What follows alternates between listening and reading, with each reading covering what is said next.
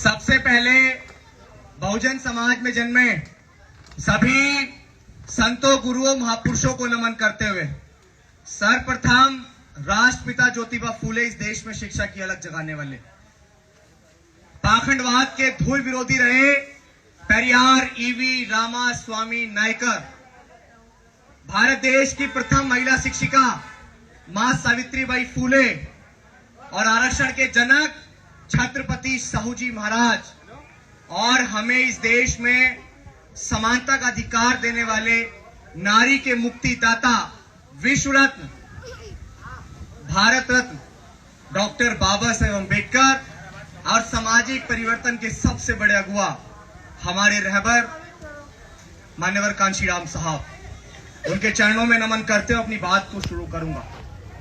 साथियों, जैसा कि आप सभी को पता है कि बीती 23 जुलाई से हमने बाबा साहेब अम्बेडकर की जन्मस्थली मध्य प्रदेश के महू से एक पैदल मार्च का आगाज किया, और इस बात को कहते हुए किया कि सोचने से नहीं मिलते हैं तमन्नाओं के शहर, कि सोचने से नहीं मिलते हैं तमन्नाओं के शहर, चलना भी पड़ता है साथियों मंजिल को पाने के लिए, चलना भी पड़ता है मंजिल को पाने के लिए।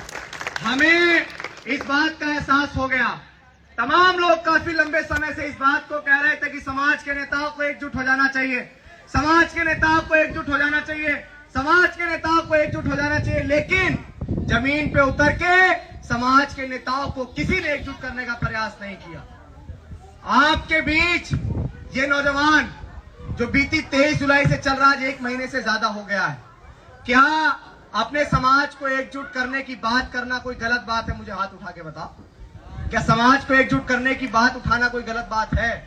क्या अपने नेताओं को एकजुट नहीं होना चाहिए? होना चाहिए। क्या हमारे नेताओं के एकजुट होकर इलेक्शन नहीं लड़ना चाहिए? आज 2024 का इलेक्शन बहुत नजदीक है। बाबा साहेब अम्बेडकर, पेरियार, साहूजी महाराज और सावित्रीबाई फूले, राष्ट्रपिता ज्योतिबा फूले, इन सबका मूवमेंट खाने के लिए दुश्मन तैयार बैठा है या नहीं बैठा है? जिस भारत के संविधान को बचाने की हम लोग मांग करते हैं, क्या वो भारत का संविधान बिखरे हुए लोग बचा सकते हैं? क्या बिखर के आप लोग इस देश की सत्ता पे काबिज हो सकते हैं? और आज बहुत सारे लोग मेरे से नौजवान का हौसला बढ़ाने की जगह उसको तोड़ने का काम कर रहे हैं। कमाल हो गया है। लेकिन हम तो इस हौसले के साथ घर से निकले कि डॉक्टर अम्बेडकर ने कहा था कि मुझे मेरे समाज के पढ़े लिखे लोगों ने धोखा दिया। मान्यवर कांशीराम साहब को समाज के लोगों ने काले झंडे दिखाए, और मेरे साथ तो समाज के नौजवानों का इतना बड़ा हुजूम है, क्या मुझे हारने दोगे? क्या मेरे इस समाज को आप लोग सफल बनाओगे या नहीं बनाओगे? बताओ। ये आपको स्थापित नेताओं को आईना दिखाना पड़ेगा कि आपको एकजुट होना पड़ेगा। नेता कहते हैं ना समाज के बीच आके कि समाज एकजुट नहीं है, समाज एकजुट नहीं है, समाज एकजुट नहीं है। आखिर समाज आपको कब तक एकजुट होकर दिखाएगा? समाज ने कितनी बार हमारे नेता को स्थापित किया या नहीं किया? लेकिन अब समाज को आप कब एकजुट होकर दिखाएंगे, ये बता दीजिए। क्या आज हमारे नेताओं को एकजुट नहीं होना चाहिए? 2024 के इलेक्शन में भारतीय जनता पार्टी की सरकार दोबारा ना बन जाए, मनुवादी व्यवस्था की सरकार दोबारा ना बन जाए। जो सरकार आज इस देश में सबसे ज्यादा हिस्सेदारी किसकी है बताओ? संख्या किसकी है? हमारी। और आज मूछे रखने पर अगर हत्याएं किसी की होती तो बताओ किसकी हो रही? हमारी समाज। 9 साल के मासूम को महज मटका छूने पे मार दिया जाता है, किसके समाज का था? रात को 2:30 बजे बहन मनीषा वाल्मीकि को बलात्कार कर कूड़े करकट के साथ जला दिया जाता है, किसके समाज की थी? आज भी महाराष्ट्र के नांदेड़ में हमारे रहबर, हमारे मसीहा डॉक्टर बाबा साहेब अम्बेडकर की जयंती मनाने पर चाकू से गोद कर उसकी निर्मम हत्या कर दी, बताओ किसके समाज का था? हमारे। आजादी के 75 साल बाद भी ये मंजर है, बताओ।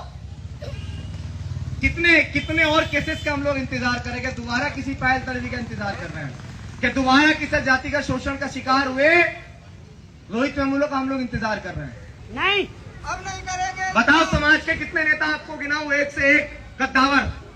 उत्तर प्रदेश जाइए, माननीय बहन जी है समाज की गद्दावर नेता? चंद्रशेखर आजाद है गद्दावर नेता?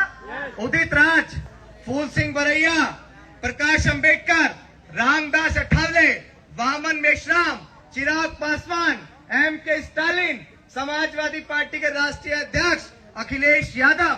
अगर हम बहुजन की बात करते हैं तो वो बहुजन समाज जिसमें चमार, वाल्मीकि, कोरी, कुर्मी, पासी, धोबी, धानु, कहीर, गडरिया, गुज्जर, जाट, नाई, यादव, तेली, कुमार, महार, पटेल, डोंग वो 6,743 जातियां आती हैं जिनके साथ भारत के संविधान से पहले शोषण होता था। गले में हांडी, पीछे झाड़ू थी, सुबह शाम घर से बाहर निकलने का अधिकार नहीं था, विद्यालयों में पढ़ने का अधिकार नहीं था, और आज वो लोग अपने आप को तुरंत खा समझे बैठे। 2024 के बाद सबका मुखालता निकल जाएगा। मणिपुर के अंदर जो दंगा चल रहा है, वो दंगे की हकीकत क्या आप लोगों को पता है? वो दंगा आरक्षण और आरक्षण विरोधियों के बीच की एक लड़ाई है, जो एक ट्रायल मणिपुर के अंदर छेड़ा गया है।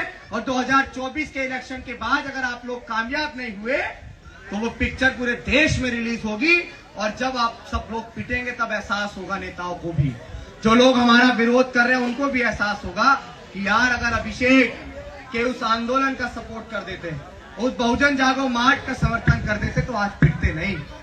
लेकिन पिटने के बाद और मौका हाथ से निकल जाने के बाद, होए जब चिड़िया चुग गई खेत, तो मौका हाथ से निकल जाने के बाद अगर पछताए तो क्या? ऐसा पछताने का कोई फायदा है? नहीं। जब हमें पता है कि बिखर के शासक नहीं बन सकते और एकजुट हो जाएंगे तो हम लोग शासक बन जाएंगे, तो काहे एकजुट नहीं हो रहे? मुर्दा लोहे को औजार बनाने वाले, मेरी बात को बड़े ध्यान से सुनिएगा, मुर्दा लोहे को औजार बनाने वाले, अपनी आंखों के आंसुओं को अंगार बनाने वाले, और हमें तो मजबूर कर रखा है हमारे नेताओं ने, वरना हम हैं इस मुल्क की सरकार बनाने वाले। इस देश में सबसे ज्यादा संख्या हमारी होने के बावजूद हमारी सरकार नहीं। बिखर के कैसे हम आखिर यहां कामयाब होएंगे। आज बहुत सारे लोग मुझे रोकने का प्रयास कर रहे थे, मैं उनको कह दूं कि हार जाऊंगा मैं, सोचना छोड़ दो, ख्वाब टूटूंगा ये देखना छोड़ दो, हार जाऊंगा मैं, सोचना छोड़ दो, ख्वाब टूटूंगा ये देखना छोड़ दो। इस मिशन के लिए जहाँ भी कुर्बान है, रुक मैं सकता नहीं, रोकना छोड़ दो, रुक मैं सकता नहीं, रोकना छोड़ दो। कि राह में खतरे भी हैं मगर ठहरता कौन है, कि राह में खतरे भी हैं मगर ठहरता कौन है, मौत कल आती हो आज आ जाए डरता कौन है, और तेरी लश्कर के मुकाबिल में अकेला हूं मगर फैसला तो मैदान में होगा साहब कि मरता कौन है, फैसला तो मैदान में होगा कि मरता कौन। और मैं स्थापित लोगों को ये बताना चाहता हूं कि राह के दरिया का किनारा भी कभी आएगा, राह के दरिया का किनारा भी कभी आएगा। और वक्त अगर अभी आपका है तो साहब क्या हुआ, संघर्ष कर रहे हैं ना, वक्त तो कभी हमारा भी आएगा। आएगा या नहीं आएगा वक्त? आएगा। मथुरा की धरती से बताओ कि हमारे नेताओं को एकजुट होना चाहिए या नहीं होना चाहिए? दोनों हाथ उठा के बताओ, एकजुट होना चाहिए या नहीं होना चाहिए? हमारे नेताओं को एकजुट होकर 2024 का इलेक्शन लड़ना चाहिए या नहीं लड़ना चाहिए? और दुश्मन फूले, पेरियार, ललई, अंबेडकर और कांशीराम साहब की मूवमेंट को बहुत कमजोर समझ रहा है। आपको इस नीले झंडे को इधर दिखाओ, आपको ये नीला झंडा क्या लाल किले की गद्दी से नहीं लहराना है? बताओ, लाल किले की गद्दी से झंडा लहरना चाहिए या नहीं लहरना चाहिए? बताओ। लेकिन क्या बिखर के लाल किले की गद्दी से झंडा लहर जाएगा? नहीं लहरेगा। और ये झंडा और ये बाबा साहेब अम्बेडकर जिन्होंने अपनी 4-4 संतानें हमारे लिए कुर्बान कर दी, तो क्या इस तरह हम लोग इनके कर्ज को चुकाएंगे? और आज बहुत सारे लोग भारत के संविधान को बदलने की बात कर रहे हैं, वो क्यों भी ना करें। बिखरे हुए लोगों के साथ यही तो होता है, उनके अधिकारों का हनन होता है, उनके बहन बेटियों के साथ बलात्कार होता है, बिखरे हुए लोगों के साथ यही तो होता है। लेकिन फिर भी जिन लोगों का यह मुखालता हो गया है कि वो भारत के संविधान को बदल देंगे, जिन लोगों के दिमाग में यह भ्रम है कि वो भारत के संविधान को बदल देंगे, तो भारत के संविधान से हमें सब कुछ है, भारत के संविधान से हमें अधिकार मिले हैं। अगर संविधान के ऊपर आंच भी आई तो मार देंगे, हम मर जाएंगे, दिमाग से मुखालता निकाल देना।